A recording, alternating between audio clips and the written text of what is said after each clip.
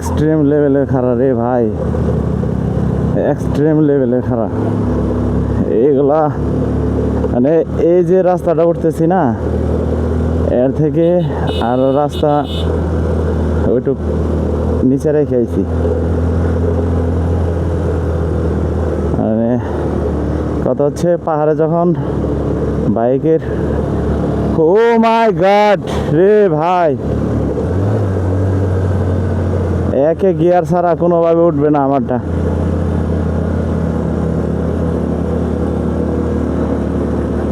ভাই দেখেন এটা এটা কেমনে কি ভাই, আমার বাইকের অবস্থা শেষ। 1,00,000 কিলোমিটার চলা বাইকটা নিয়ে আমি ভাই আসছিলাম।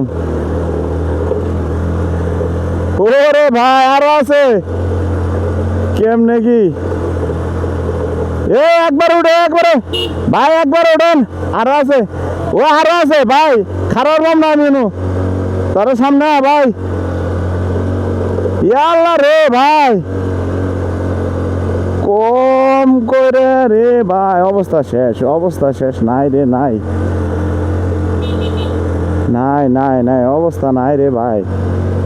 আল্লাহ মাবুদ, ইন্না লিল্লাহি ওয়া ইন্না ইলাইহি রাজিউন, ইন্না লিল্লাহি ওয়া ইন্না ইলাইহি রাজিউন, ইন্না লিল্লাহি ওয়া ইন্না ইলাইহি রাজিউন। ডিম পাহাড় কতটা ভূপৃষ্ঠ থেকে উপরে সেটা বলতে পারতেছি না, তবে বাইক রাইড করে এতটুকু বুঝতে পারতেছি যে ভূপৃষ্ঠ থেকে ডিম পাহাড় মূলত 1000 থেকে 2000 ফিট উচ্চতায় অবস্থিত হবে। তবে বাইক নিয়ে রাইড করার ক্ষেত্রে আমি অনেক প্রবলেম ফেস করছি, কারণ হচ্ছে আমার বাইকটা 1,00,000 কিলোমিটার রান করে ফেলছে, এরপর আরো আমার মোবিল ড্রেন দেওয়া হয় নাই, তারপর হচ্ছে আমার বাইকের ওয়ারিং সমস্যা হয়েছে 2-3 বার। এই কারণে আমি একটু খুব নার্ভাস ফিল করতেছি, যদি বন্ধ হয়ে যায় তাহলে আমার একদম ঝাঁটা অবস্থা।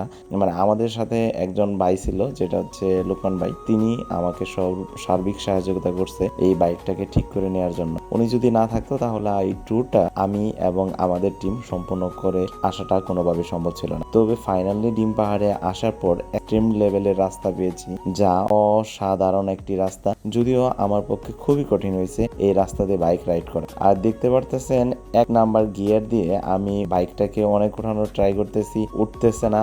আর সমস্যা হচ্ছে আমার মোবিল ট্রেন দেওয়া হয় নাই, যে কারণে আমার বাইকটার শক্তি হারিয়ে ফেলছে। তবে আমি বলতে চাচ্ছি যে যারা ডিম পাহাড় কিংবা এরকম এক্সট্রিম লেভেলের পাহাড়ে যারা ঘুরতে আসবেন, তারা অবশ্যই 150 সিসির বাইক নিয়ে তারপর ঘুরতে আসবেন। তবে যদি 125 সিসির বাইক হয়, তবে ফিজিক্যালি কন্ডিশন যেন ভালো হয় এবং ওয়ারিং সমস্যা যেন না থাকে, এগুলো প্রপার দেখার পর বাইকটাকে নিয়ে আপনারা এরকম পাহাড়ে ঘুরতে আসবেন। একটি গ্রুপে যদি কোনো বাইকের সমস্যা হয়ে যায় তাহলে সেই গ্রুপটারই সমস্যা হয়, কারণ যারা সেইখানে রয়েছে তারা সবাই একজনের জন্য অপেক্ষা করতে থাকবে। আমার জন্য সবাই যে প্যারা খাচ্ছে এই ব্যাপারটা নিয়ে আমি খুবই দুশ্চিন্তায় ছিলাম। আমি চাচ্ছিলাম না আমার জন্য কেউ আবার অনেক ভুক্তভোগী হোক, আমি চাচ্ছিলাম সুন্দরভাবে আস্তে ধীরে পাহাড়টাকে ক্রস করার জন্য।